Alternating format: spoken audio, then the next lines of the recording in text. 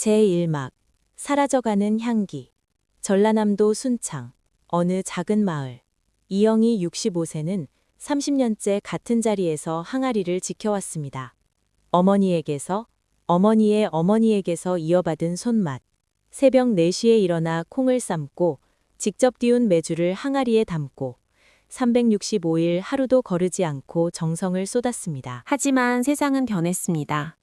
마트에는 1,000원짜리 된장이 질비하고 젊은 사람들은 간편함을 찾습니다. 공장에서 일주일 만에 뽑아내는 된장이 영희 씨가 3년을 기다려 만든 된장보다 10배는 더 팔립니다. 요즘 누가 이런 거 사 먹어, 비싸기만 하지. 동네 이웃들마저 대형마트로 발길을 돌렸습니다. 영희 씨의 가게에는 손님보다 파리가 더 많은 날이 늘어갔습니다. 한때는 장날마다 줄을 섰던 가게. 이제는 적막함만이 가득합니다. 저녁 장독대에 홀로 앉아 영희 씨가 중얼거립니다. 이제 그만할 때도 됐지. 그녀의 손에는 어머니가 물려준 낡은 장독 뚜껑이 들려 있습니다. 30년의 세월이 스며든 나무 뚜껑. 하지만 이제 그 무게가 너무나 무겁게 느껴집니다. 제2막 마지막 문턱. 적자가 6개월째 이어졌습니다. 전기세, 수도세, 항아리 유지비. 나가는 돈은 많은데 들어오는 돈은 없습니다. 통장 잔고는 바닥을 보이기 시작했고 영희 씨의 마음도 함께 바닥으로 가라앉았습니다. 아들 민수가 서울에서 전화를 합니다. 엄마, 이제 그만 올라와. 여기서 같이 살아. 그래, 그래야겠지. 영희 씨는 떨리는 손으로 종이에 글씨를 씁니다.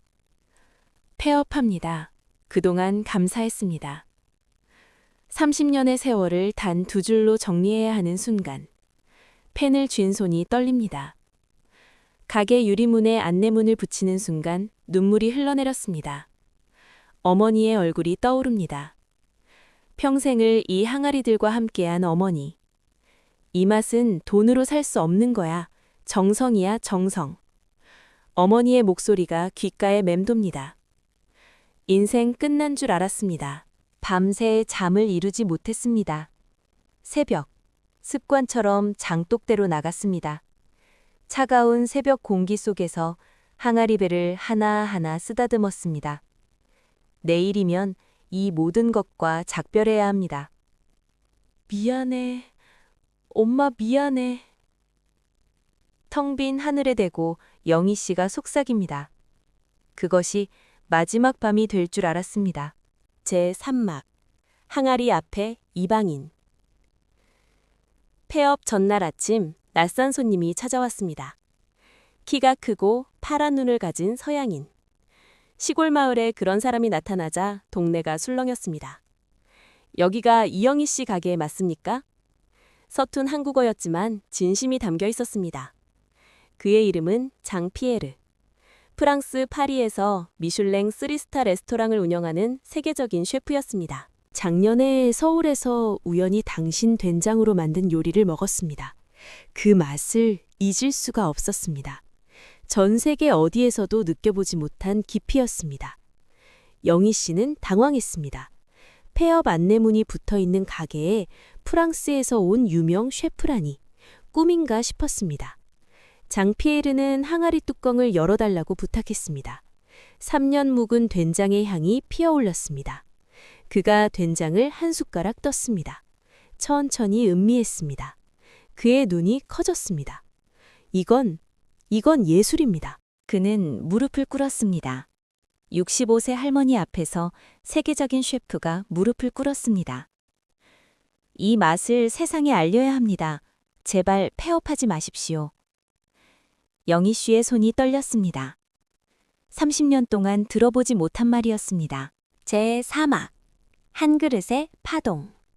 장피에르는 영희 씨의 동의를 얻어 영상을 찍기 시작했습니다. 새벽부터 시작되는 장 담그는 과정.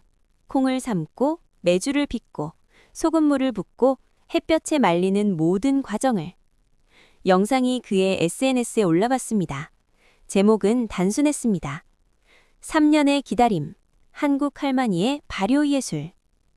처음에는 천천히 조회수가 올라갔습니다. 10,000, 100,000, 100만, 그리고 일주일 만에 폭발했습니다. 전 세계 푸드 채널에서 영상을 공유하기 시작했습니다. 넷플릭스에서 연락이 왔습니다. K푸드 다큐멘터리 시리즈에 영희 씨를 메인 에피소드로 다루고 싶다고. CNN, BBC, NHK가 취재 요청을 보냈습니다. 조회수가 5억을 돌파했을 때 영희 씨는 실감이 나지 않았습니다.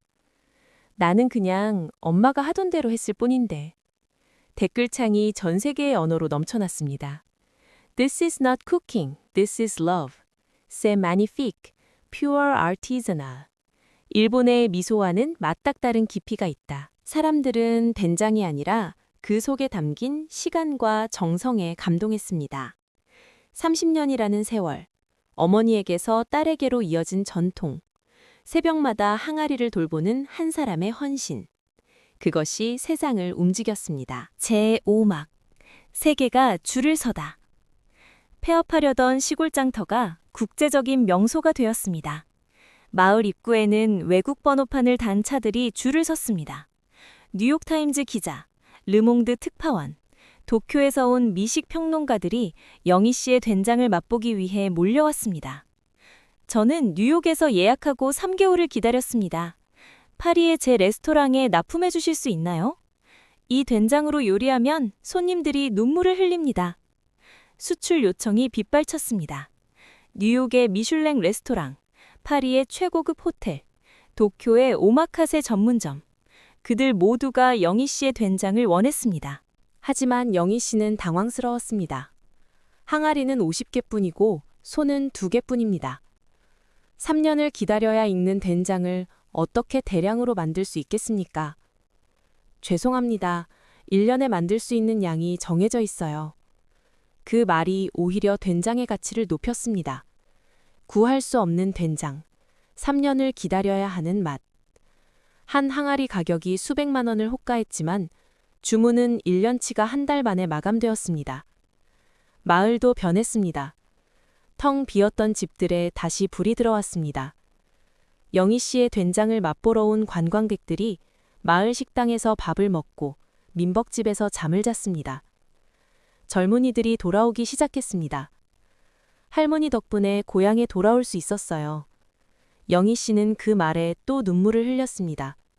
이번엔 기쁨의 눈물이었습니다. 제6막, 영혼을 팔지 않는 기준. 성공의 소문은 거대 자본의 귀에도 들어갔습니다. 글로벌 식품 기업의 임원들이 찾아왔습니다. 검은 정장의 가죽 서류 가방. 그들은 테이블 위에 계약서를 펼쳤습니다. 이영희 브랜드를 인수하고 싶습니다. 100억 원을 제안합니다. 100억.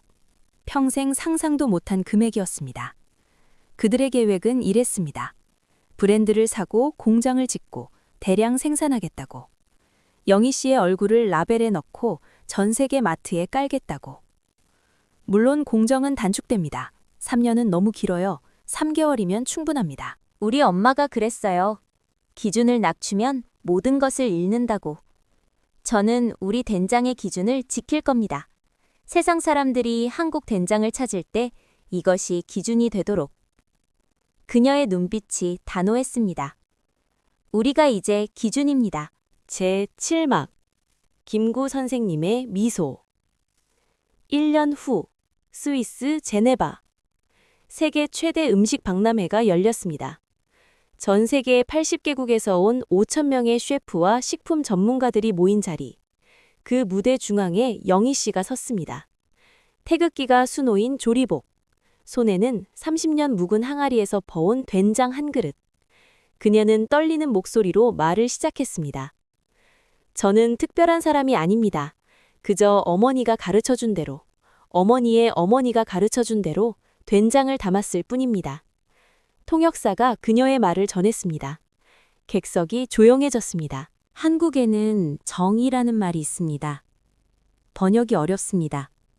사랑보다 깊고 우정보다 넓고 시간이 만들어내는 마음의 무늬입니다. 제 된장에는 그 정이 담겨 있습니다. 스크린에 영상이 떴습니다. 영희 씨가 새벽에 항아리를 돌보는 모습. 비 오는 날 장독대에 우산을 씌워주는 모습. 그리고 그 영상 위로 한 문장이 떠올랐습니다. 나는 우리나라가 세계에서 가장 아름다운 나라가 되기를 원한다. 가장 부강한 나라가 되기를 원하는 것은 아니다. 오직 한없이 가지고 싶은 것은 높은 문화의 힘이다. 김구 선생. 그 순간 세계 음식 박람회 심사위원장이 발표했습니다. 올해의 세계 최고 식재료상. 대한민국 이영희의 전통 된장. 5,000명이 일어섰습니다. 기립박수가 쏟아졌습니다. 프랑스 셰프가 눈물을 흘렸습니다. 이탈리아 식품평론가가 환호했습니다. 영희 씨는 트로피를 받아들며 말했습니다. 이건 제 상이 아닙니다. 한국의 모든 어머니들의 상입니다. 그녀의 눈에서 눈물이 흘렀습니다. 하늘에서 어머니가 웃고 있는 것 같았습니다. 제8막 영원한 향기. 다시 봄이 왔습니다. 순창의 그 작은 마을에. 영희 씨의 향독대 앞에는 이제 늘 사람들이 모여 있습니다. 하지만 손님들이 아닙니다.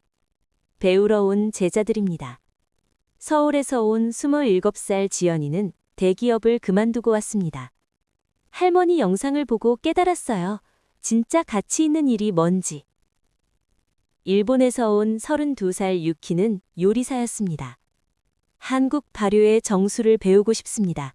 3년이 걸려도 좋습니다. 미국에서 온 35살 마이클은 은퇴한 투자은행가였습니다. 돈으로 살 수 없는 것이 있다는 걸 할머니가 가르쳐 주셨어요. 영희 씨는 이제 혼자가 아닙니다. 매일 아침 제자들과 함께 장독대를 돌봅니다. 그녀의 손끝에서 시작된 움직임이 젊은 손들로 이어집니다. 30년의 지혜가 새로운 30년에게 전해집니다. 어느 날 저녁 제자 지연이가 물었습니다. 할머니, 후회 없으세요? 100억을 거절하셨잖아요. 영희 씨가 웃었습니다.